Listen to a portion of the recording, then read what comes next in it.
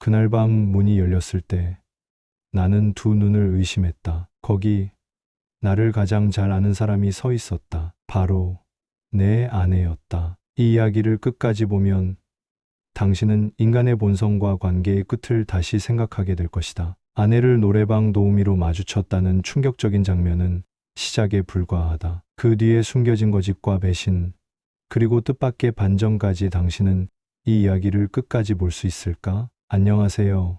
황혼의 비밀연애입니다. 구독, 좋아요, 알림 설정 부탁드립니다. 오늘 이야기는 평범한 중년 남성의 삶 속에서 드러난 충격적인 진실과 그에 따른 냉정한 선택을 담고 있습니다. 7년간 헌신했던 아내가 어느 날 낯선 공간에서 낯선 역할로 내 앞에 나타난다면 당신은 어떻게 하시겠습니까? 나는 인천 부평구에 사는 평범한 45세 직장인 박재민이다. 나의 하루는 늘 같은 리듬으로 시작된다. 새벽 5시 30분, 알람이 울리기 전에 눈이 떠진다. 아내와 아이가 자는 방 안은 아직 어둠이 가득하지만 나는 조용히 부엌으로 향한다. 초등학교 5학년인 딸 지우의 도시락을 싸야 한다. 김다은, 내 아내는 몇 해 전부터 전업주부로 아이를 전담하며 가정에 전념하고 있다. 맞벌이 시절엔 둘이 번 돈을 모아 전셋집을 마련했고 작은 차도 장만했다. 하지만 지우가 태어나고부터 모든 것이 달라졌다. 내가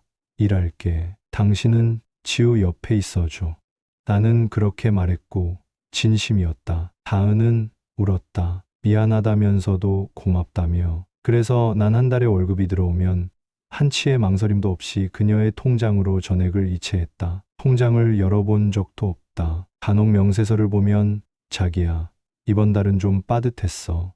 미안해. 라는 말로 모든 게 설명됐다. 그래도 원망해 본 적은 없다. 다은은 아이에게 아빠보다 더 많은 시간을 내주었고 나 대신 학교 행사에 참석했고 급식 시간에 도서관에서 책을 읽어주며 학부모 봉사를 했다. 그런 그녀에게 가정은 곧 회사였고 엄마이자 주부로서의 삶은 결코 쉬운 일이 아니었다. 회사는 인천 남동공단의 한 중견 전자부품 업체다. 생산관리팀 과장으로 근무 중이다. 직함은 과장이지만 실상은 팀장처럼 일한다. 실적이 나쁘면 윗선에서 압박이 들어오고 사내 하청업체와 갈등이 생기면 중재하느라 진땀을 빼야 한다. 매년 2~3명씩 떠나는 젊은 직원들 덕분에 경력직 공백을 메꾸는 일도 나의 몫이다. 월요일엔 업무 계획을 짜고 화요일엔 공장 돌아가는 소리를 들으며 불량률 보고서를 분석한다. 점심은 대개 사내 식당에서 급하게 해결한다. 김치찌개, 제육볶음,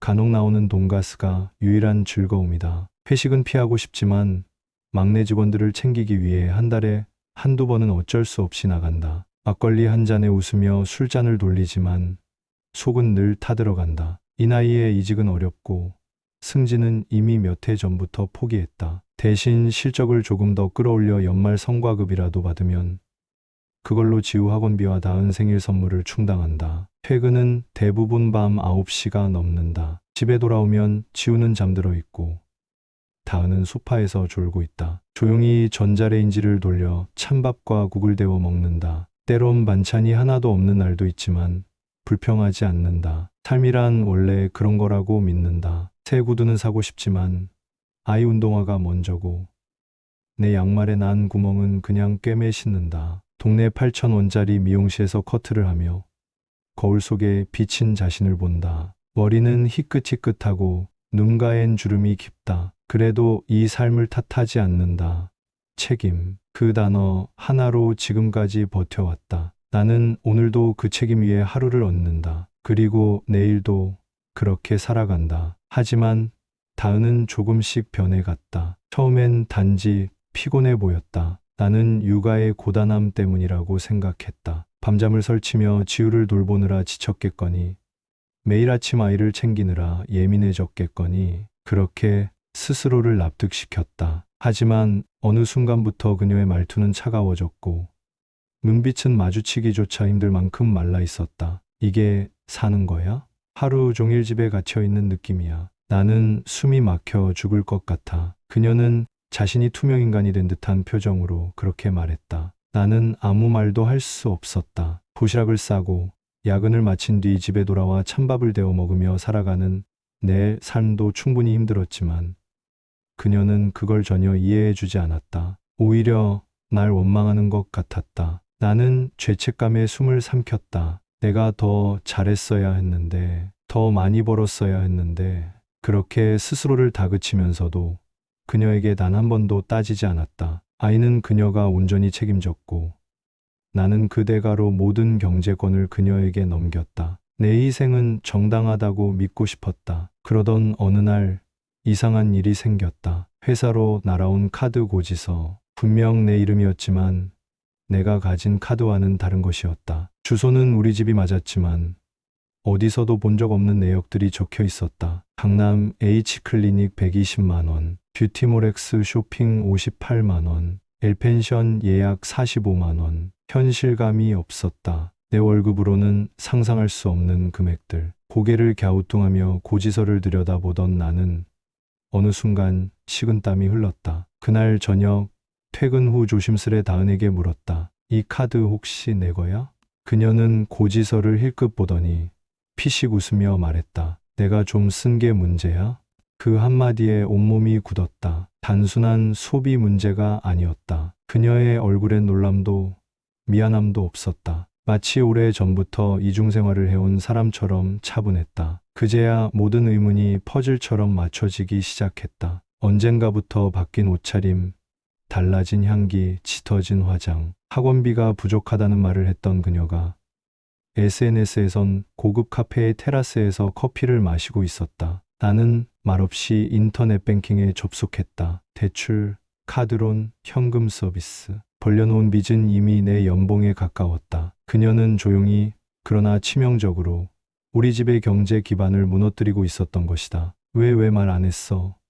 왜 나 몰래 이런 일들을? 입술이 마른 채 물었다. 하지만 돌아온 건 차가운 눈빛과 더 차가운 목소리였다. 말해봤자 뭐가 달라졌을까? 당신은 항상 일밖에 몰랐잖아. 나는 집안에서 늙어가고 사람 하나 제대로 만나지 못했어. 내가 누군지 뭘 원하는지도 모르겠다고. 그녀는 자신이 사라지고 있었다고 말했다. 나는 책임 하나로 버텨왔던 내 삶이 옳았다고 믿고 있었다. 우리는 같은 집에 살고 있었지만 완전히 다른 언어로 서로를 바라보고 있었던 것이다. 그녀에겐 자유가 필요했고 나는 안정을 원했다. 그 간극은 결국 대화만으로는 메워지지 않는 깊이가 되어 있었다. 그날 밤 나는 거실 소파에서 잠이 들었다. 아침에 눈을 떴을 때 다은은 없었다. 침실의 옷장은 반쯤 비어 있었고 그녀는 메모 한 장 남기지 않았다. 그리고 그때서야 나는 처음으로 깨달았다. 이 가정의 무게를 나 혼자 짊어진 게 아니었다는 것을. 우리는 서로 다른 방식으로 그러나 똑같이 무너지고 있었다. 우리는 정말 아껴가며 살았다. 처음 부평에 자리를 잡았을 때 곰팡이 핀 전세방의 벽지조차 감사했다. 지우가 태어나고부터는 더더욱 절약하며 살았다. 아이 용품은 중고앱에서 구했고 장난감은 지인들에게 물려받았다. 분유, 기저귀, 유아용 카시트까지 모두 누군가의 손때에 묻은 것들이었다. 외식은 분기 한 번도 어려웠고 그것조차 큰 이벤트처럼 계획했다. 나는 그렇게 아꼈고 다은도 같은 줄로만 알았다. 그러나 그 믿음은 카드 고지서 한 장으로 산산이 깨졌다. 다은은 고급 마사지숍, 명품 브랜드, 프랜차이즈, 카페의 영수증 속에 있었다. 그건 내가 모르는 세계였다. 강남의 클리닉에서 피부 시술을 받고 이태원의 루프탑 카페에서 브런치를 즐기고 가족과 함께할 주말, 대신 어쩌면 혼자가 아니었을 다른 삶을 살고 있었다. 처음엔 분노보다 혼란이 컸다. 왜? 어떻게 이렇게 될 때까지 난 아무것도 몰랐던 거지? 밤새 고지서를 들여다봤다. 지출 내역, 반복된 결제 패턴, 지우의 학원비를 겨우 조율하던 달. 그녀는 30만 원짜리 구두를 샀다. 내가 양말에 난 구멍을 꿰매신던 날.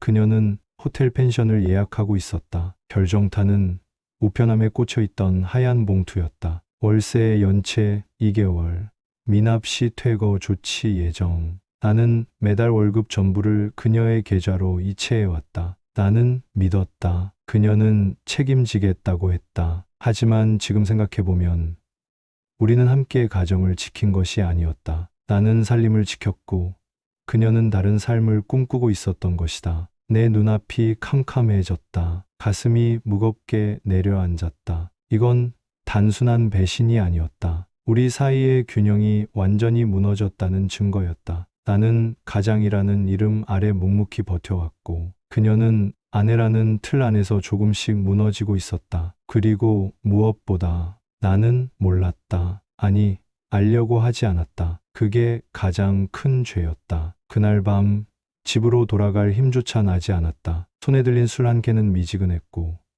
가슴은 축축하게 젖어 있었다. 나는 무작정 골목길을 걷다가 희미한 형광등 아래에서 노래방 간판을 봤다. 허름하고 낡은 세월에 잊힌 듯한 곳이었다. 들어섰다. 문을 열자 삐걱거리는 소리가 났고 내부는 오래된 담배 냄새와 눅눅한 공기로 가득했다. 무릎 위로 솟아오른 소파 쿠션은 푹 꺼져 있었고 벽에는 색이 바랜 트로트 가수들의 포스터가 덕지덕지 붙어 있었다. 노란빛의 조명은 형체를 제대로 비추지 못했고 기계음이 섞인 트로트가 마치 텅 빈 공간을 메우듯 흘러나왔다. 나는 구석 자리에 털썩 주저앉았다. 술을 한 모금 들이켰다. 입 안이 씁쓸했다. 텅 빈 방 안에서 내 안에 무언가도 함께 무너져 내리고 있었다. 그 순간 나는 태어나서 처음으로 도우미를 불러보기로 했다. 특별한 이유가 있었던 건 아니다. 그저 말동무라도 있었으면 했다. 누군가 내 말에 고개를 끄덕여주기만 해도 좋을 것 같았다. 그렇게 나는 외로웠다. 도망치듯 살아왔던 삶 속에서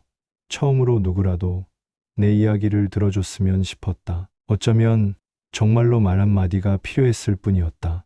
그리고 문이 열렸다. 낡은 방문이 삐걱이며 열리는 소리에 나는 반사적으로 고개를 돌렸다. 누군가 조심스럽게 들어섰고 나는 그 자리에서 그대로 얼어붙었다. 흰색 블라우스, 낯설고도 익숙한 어색한 미소, 그건 다름 아닌 내 아내 다은이었다. 순간 현실이 무너져 내렸다. 숨이 막혔다. 눈앞의 광경이 도무지 믿기지 않았다. 심장이 미친 듯이 뛰었고 손에 들고 있던 캔맥주가 미끄러질 뻔했다. 다은은 당황한 기색도 없이 마치 오래전부터 알고 있었던 상황이라도 되는 양 말했다. 어색하네.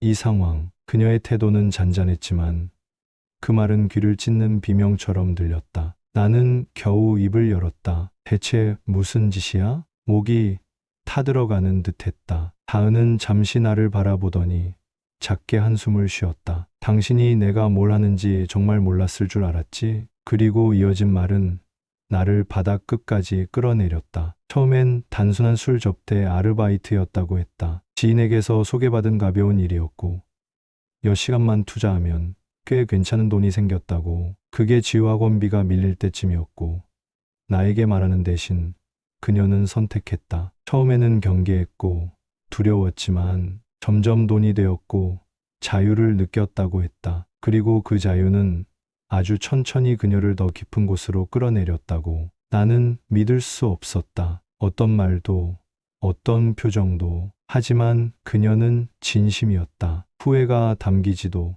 반성도 보이지 않았다. 그저 오래전부터 숨겨온 진실을 꺼내듯 담담했다. 그 순간 나는 깨달았다. 우리는 이미 오래전부터 서로에게서 멀어져 있었다는 것을. 나는 가족을 위해 산다고 믿었고 그녀는 가족이라는 이름 아래에서 자신을 버리고 있었다. 그리고 이제 둘 다 돌아갈 수 없는 지점까지 와 있었다. 그깟 돈으로 우리가 어떻게 살아?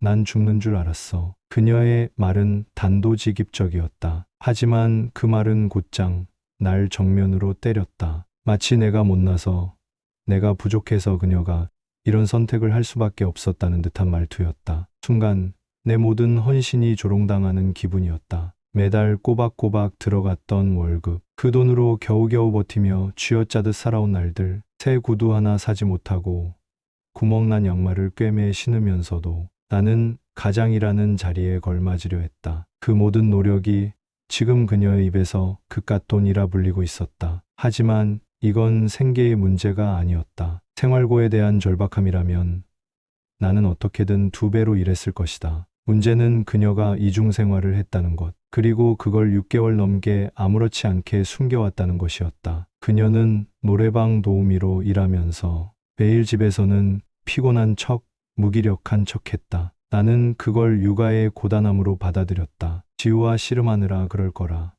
나름대로 이해하려 애썼다. 그러나 그 모든 모습이 가면이었다. 내가 출근한 사이 그녀는 다른 남자들 앞에서 웃고 있었다. 그들에게 몸을 낮추며 관심과 칭찬, 그리고 자존감을 팔고 있었다. 그 웃음의 대가는 내 희생이었다. 내 이름으로 들어온 월급, 그 돈이 그녀의 화장품이 되었고, 그녀의 마사지 예약금이 되었으며, 그녀의 밤 시간을 사는 영수증으로 바뀌어 있었다. 나는 침묵했다. 화를 낼 기운조차 없었다. 입술을 깨물며 그저 숨을 참고 있었다. 그녀의 말 한마디 한마디가 내 안의 마지막 믿음을 갉아먹고 있었다. 며칠 뒤 나는 아무 말 없이 조용히 외투를 걸쳤다. 그동안 머릿속을 뒤덮었던 분노, 실망, 자책은 이제 차가운 결심으로 바뀌어 있었다. 감정은 아무 소용 없었다. 내 마음이 부서졌다는 건 법적으로는 아무 의미가 없었다. 이제부터 필요한 건 증거뿐이었다. 나는 이혼 전문 변호사를 찾았다. 사무실 한켠의 회의실,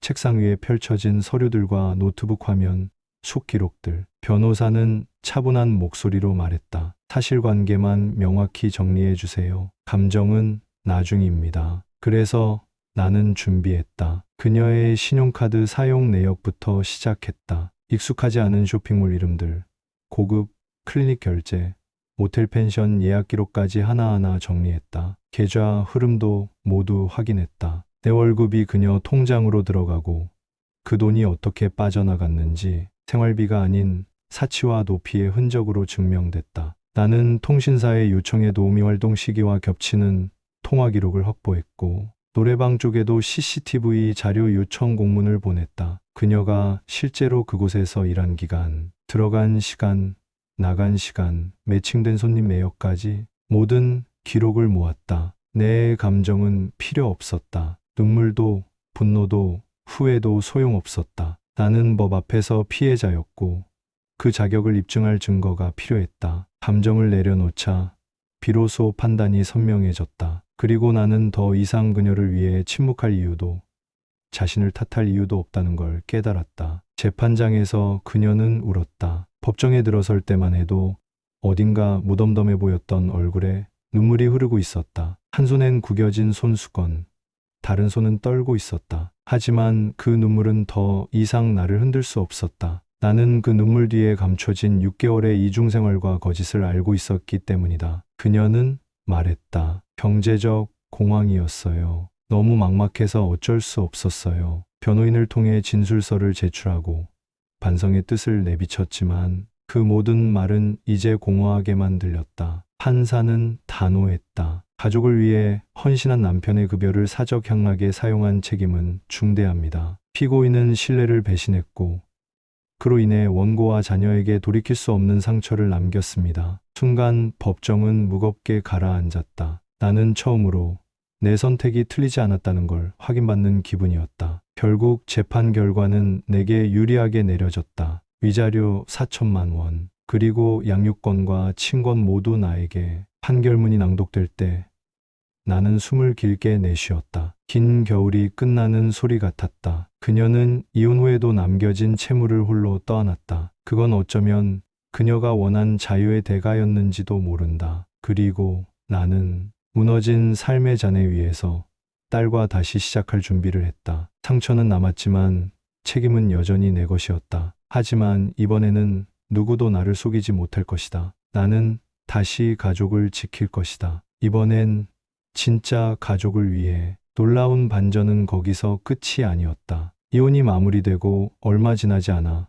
그녀 명의로 된 숨겨진 적금 통장과 비자금 계좌가 발견되었다. 그녀가 생활고를 말하던 바로 그 시기, 그녀는 따로 돈을 모으고 있었던 것이다. 한 푼, 두 푼 쥐어짜듯 모은 내 월급이 그녀의 숨겨진 금융자산으로 둔갑해 있었다. 나는 곧바로 변호사에게 연락했고 법원은 해당 자산에 대해 무부 공동재산으로 판단했다. 그 결과 나는 그 절반 이상에 해당하는 금액의 권리를 인정받았다. 그것은 단순한 금전적 보상이 아니라 나의 지난 시간과 고통이 정당하게 기록되었다는 상징이었다. 그 후 나는 아이와 함께 부천 송내역 근처의 작은 원룸으로 이사했다. 낡고 오래된 집이었지만 기묘하게 편안했다. 창문 밖으로 전철 소리가 간간히 들려왔고 햇빛이 벽지를 따스하게 물들였다. 저녁엔 가스레인지 위에서 삼겹살을 굽고 딸아이는 작은 텔레비전 앞에 앉아 만화에 깔깔 웃었다. 그 웃음 소리에 나는 젓가락을 멈추고